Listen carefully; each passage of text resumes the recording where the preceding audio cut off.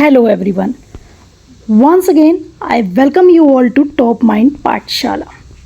जी हाँ, तो आज की वीडियो में हम डील करने जा रहे हैं 20 मोस्ट इम्पॉर्टेंट MCQs के साथ, जो कि हमारा चैप्टर है मॉलिक्यूलर बेसिस ऑफ इनहेरिटेंस, जैसा कि आपने थंबनेल में देख ही लिया है। तो आपको कमेंट सेक्शन में अपना स्कोर बताना है 20 इंटू 4 करके 80 के अकॉर्डिंग आपको अपना स्कोर बताना है। जो क्वेश्चन आपका करेक्ट होगा उस पर +4 लगा देना है, जो इनकरेक्ट होगा -1 लगा देना है। तो 1 to 20 की लिस्ट बनाकर रख लीजिए पेपर पर, और मैं उम्मीद करती हूँ कि कमेंट सेक्शन में आप लोग मुझे अपना स्कोर ज़रूर बताएंगे। तो बढ़े आगे वीडियो में। जी हाँ, तो देखते हैं आज आपका स्कोर क्या रहता है। Molecular basis of inheritance question number 1। Video को पॉज कर लेना है, फटाफट आंसर सोच लेना है, अपने पेपर पर लिख देना है और फिर कमेंट सेक्शन में स्कोर कार्ड भेज देना है। देखते हैं कितने लोग नीट 2026 को किस तरीके से क्रैक करना चाह रहे हैं। चलिए, फर्स्ट क्वेश्चन में पूछा गया है who proposed double helix model that was Watson and Crick. पूरा नाम क्या था इनका? James Watson and Francis Crick. आप सबको पता है, और इनकी एक किताब भी है पूरी DNA के ऊपर, और इन्होंने ये दिए थी 1953 में प्रपोज किया था डबल हेलिक्स मॉडल को। 1953 में यहाँ पर बोला गया कि 2 पॉलीन्यूक्लियोटाइड चेन है, वो आपस में कोइल करती है अराउंड ईच अदर, एक दूसरे के साथ बाउंड होती है। और कौन सा बॉन्ड होता है उनके बीच में? That was hydrogen bond between the base pair.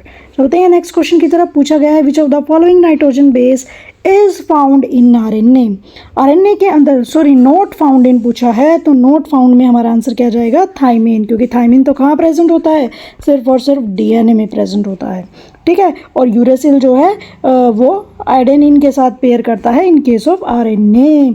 Third question में पूछा गया है the backbone of DNA is formed by, obviously sugar and phosphate. ये बैकबोन है, DNA backbone consist of alternating deoxyribose sugar और फॉस्फेट जो हमारा ग्रुप है ना। और उस बॉन्ड को हम क्या बोलते हैं? That is called as phosphodiester bond मेरा बच्चा। ठीक है, तो ये वाली चीज़ होती है यहाँ पे। चलते हैं फोर्थ क्वेश्चन की तरफ।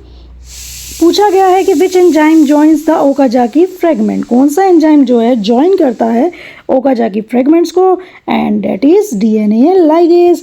DNA लाइगेज सील करने का काम करता है between the Okazaki fragments on the, आपको याद होगा एक स्ट्रैंड होती है हमारे पास लैगिंग स्ट्रैंड, जो कि हमारी क्या बनाती है? कंटिन्यूअस DNA मॉलिक्यूल को फॉर्म करती है। ठीक है, so that is DNA ligase. Fifth question में बोला गया है the repeating unit of nucleic acid is, repeating unit is nucleotide. Nucleotide जो है हमारी स्ट्रक्चरल और फंक्शनल यूनिट है न्यूक्लिक एसिड की, जिसके अंदर क्या होता है? शुगर फॉस्फेट ग्रुप होता है और नाइट्रोजिनस ग्रुप भी होता है हमारे पास, यानी कि कहने का मतलब है नाइट्रोजिनस बेस होता है, नॉट ग्रुप। ठीक है, बेस होता है यहाँ पे, क्योंकि हर एक के पास नाइट्रोजन होती है जितने भी बेस पेयर हैं हमारे पास।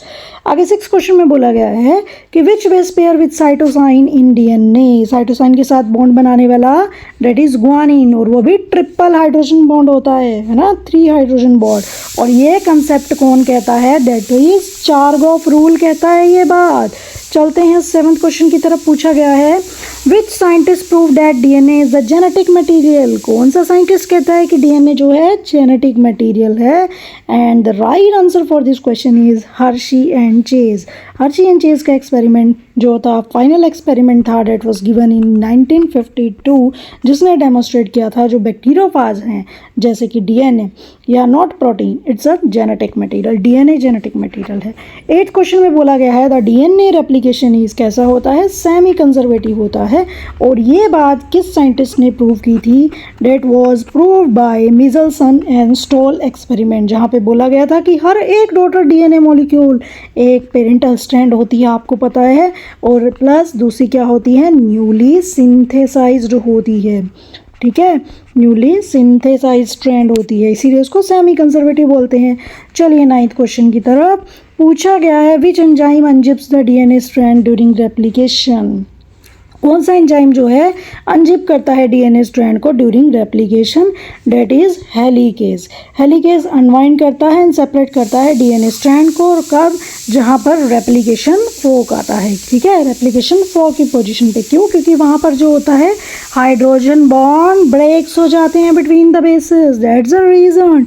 चलते हैं नेक्स्ट क्वेश्चन की तरफ। पूछा गया है Okazaki fragments are formed on, Okazaki fragments कहाँ पर फॉर्म होते हैं? That was formed on lagging strand. कहाँ पर? लैगिंग स्ट्रैंड पर फॉर्म होते हैं। डीएनए पॉलीमरेज जो है उसकी synthesis 5 prime to 3 prime direction में होती है, तो लैगिंग स्ट्रैंड है। सो डीएनए क्या है? डिसकंटिन्यूसली सिंथेसाइज होता है, लैगिंग इसका आंसर रहेगा।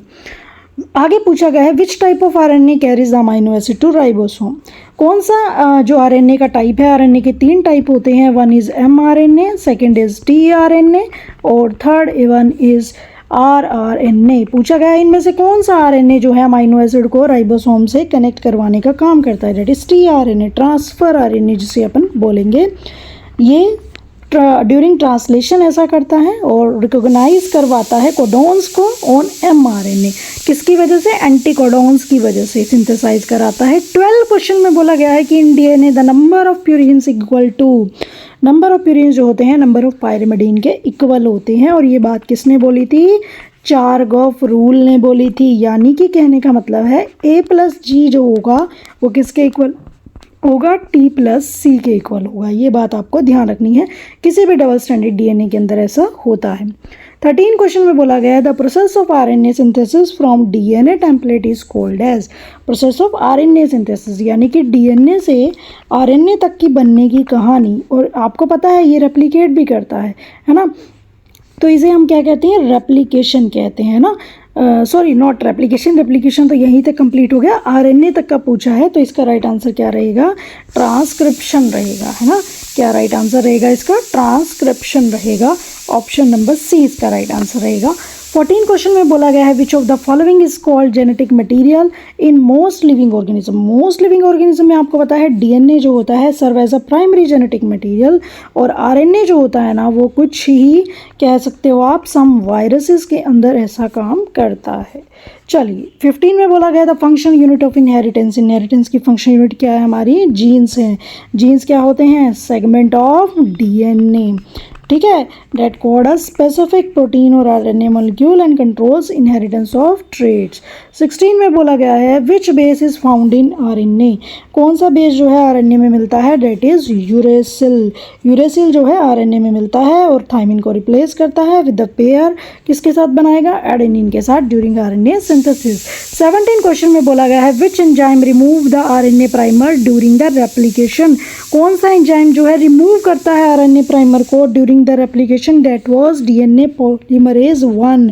ये रिमूव करता है आरएनए प्राइमर को और उस गैप को क्या करता है? फिल करता है। किसकी हेल्प से? डीएनए न्यूक्लियोटाइड्स की हेल्प से। और कौन सी स्ट्रैंड होती है? वो लैगिंग स्ट्रैंड होती है। चलिए 18 क्वेश्चन में बोला गया है what is the length of E coli DNA. E coli DNA की लेंथ जो होती है that was approximate 1.366 millimetre long. DNA packaging के टॉपिक में आपने पढ़ा होगा।